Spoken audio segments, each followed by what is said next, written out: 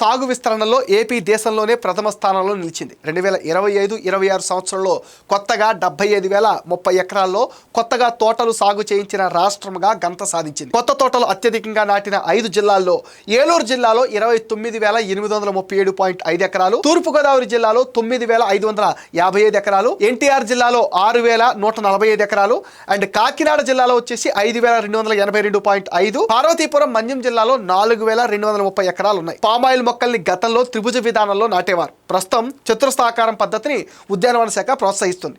అంతర్గత పంటల కింద అల్లం, మొక్కజొన్న, కూరగాయలు వంటి వార్షిక పంటలతో పాటు కోకో, జాజి, మిరియాలు తదితర పంటల్ని కూడా సాగు చేస్తున్నారు. దీంతో భూమి వినియోగ సామర్థ్యం పెరిగిపోయింది. రైతులకు అదనంగా ఆదాయం కూడా లభిస్తుంది. ప్రస్తుతం రైతులకు టన్నుకు 19,579 చొప్పున ధర దక్కుతుంది.